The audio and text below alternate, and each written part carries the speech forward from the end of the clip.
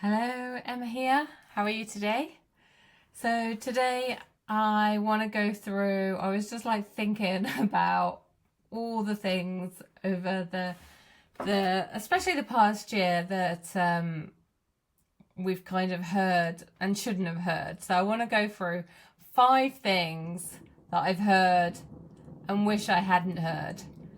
And with that, I don't know if you can hear it, but there was some thunder. So definitely hearing that. So I've written them down in my little notebook. And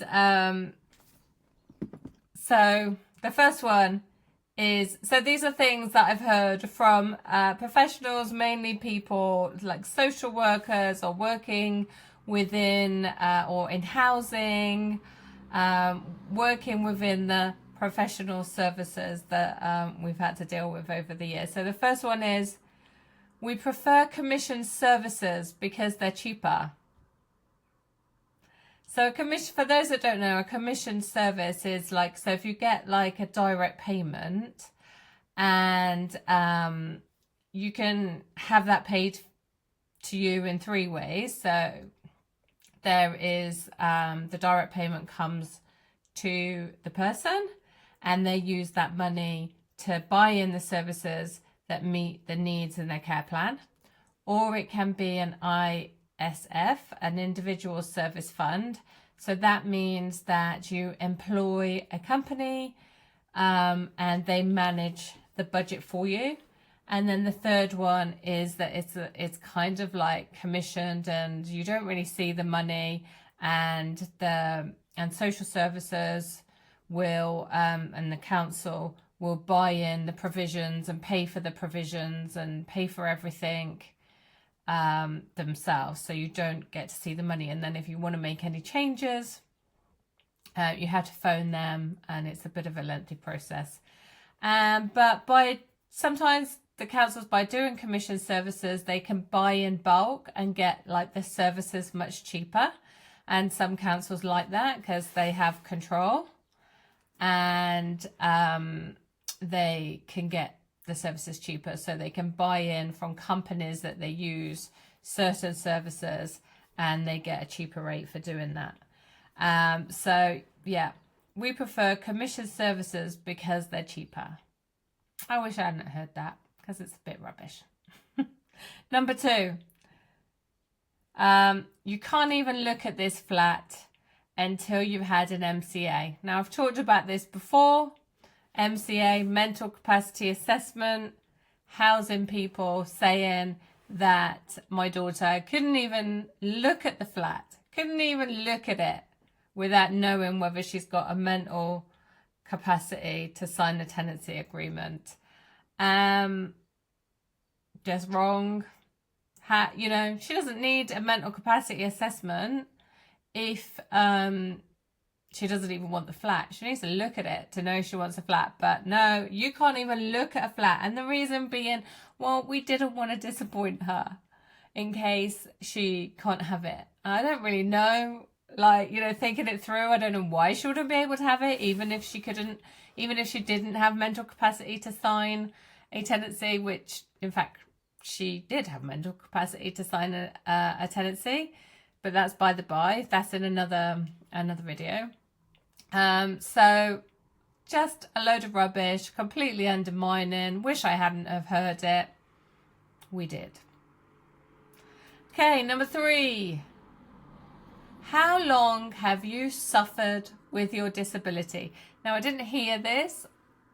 I read this on a what was it? I think it was a housing application form. For that, filling in a medical form, I think, for housing, to say that, she had housing needs, and the form from the council said on there, how long have you suffered with your disability? So, it's like presumptuous to think that people with disabilities are suffering. They might not be. They might have might not be suffering in any way, shape or form with their disability, probably suffering from attitudes like that. And actually, like when I looked it up on the guidance, on the government guidance, the guidance is that authorities and organizations do not use that terminology because it's rubbish. And that's the guidance from the government. And so when I wrote to Northumberland Council saying, you know, this is inappropriate language, and, you know, the government that you're governed by says so why is it on your form? They didn't really care. They were just like, oh yeah, they're old forms and we'll be changing them, but it takes a long time to get things changed. So put up with it. Rude. Okay, number 4.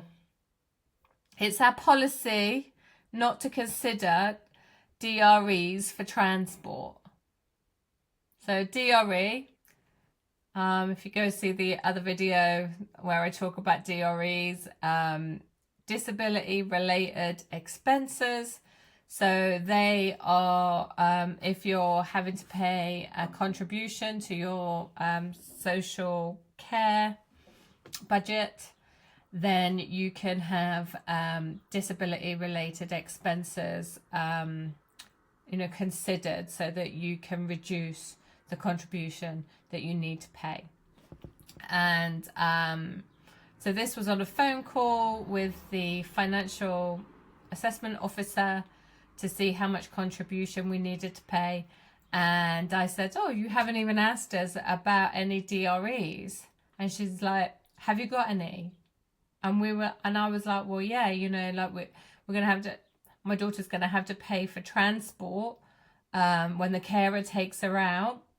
And they need to get to places, or there's no public transport, they're just going to have to get a taxi, and that is in direct relation to her disability, so therefore it is a disability related expense. And she's like, well, we have a policy not to include that. I'm like, well, I'm really sorry about that policy. Maybe you want to send me a copy of the complaints procedure as well. Okay, and the last one. Yeah, what is it? Oh yeah, you have to have a care plan in place before you can move in. So this was said by a social worker from Northumberland County Council, and we sat in a meeting with my daughter. I sat in a meeting advocating with my daughter, and the social worker was saying that we cannot sign the tenancy agreement.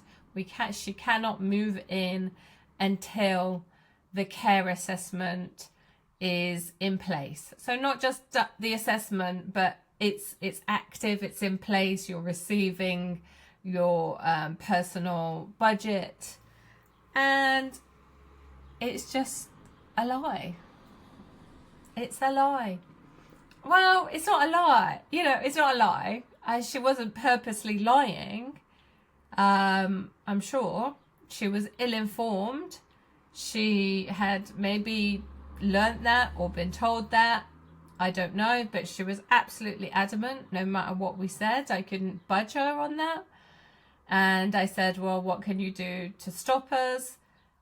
She didn't really know what to say, but the fact that, like, Benicia, the housing association, kind of works in partnership with the council, then Benicia wouldn't let my daughter sign the tenancy agreement until social services said. Well, that was where they were coming from, until I pointed out that isn't lawful. In fact, no, not lawful, can't do that, against the law, against human rights, against the Disability Act, against the Care Act.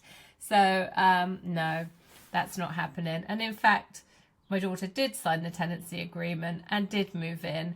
And actually, the care plan, so she hasn't had a care plan come through and the budget come through. And I don't even know how long it's been since she's moved in. 10 weeks or something like that, you know. And because it's not sorted for various, nothing really, well, some bits to do with us, because we were like, no, that's not right, we need to do it like this, and them like pushing back, saying, no, you're not having that, and you know, me fighting for the things that she wanted in her care plan. So there was a little bit of that. You know, the thing is, they should have put it in anyway, because it like met the care needs. So it should have just gone in there, and they shouldn't have wasted time. And now, you know, it's not, we don't have the budget through because of these disability related expenses, and you can't like have the budget released until the financial assessment has been complete. So we're working incredibly hard, friends, family, community, to support my daughter, when really she should have paid support workers to do that. And it's tiring, and we're tired. So yeah, so the fifth one, you have to have a care plan in place before you can move in. Wish I hadn't have heard that.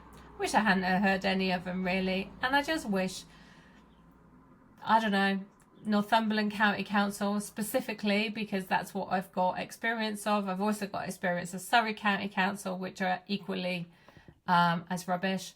I just wish I didn't have to hear that. I just wish they were great, and I was just on here going, oh my goodness, this is so progressive, it's so amazing, they support people with learning disabilities so well, it's amazing. I wish I was saying 5 things that were amazing about Northumberland social services and county council and adult social care. 10 things that were amazing about adult social care. And maybe one day I will. And I pray that I will be doing a video about just how brilliant they are. But today is not that day. So let me know in the comments things you wish you'd never heard from social services or housing or people in authority around disabled people. Put them in the comments below. Bye for now.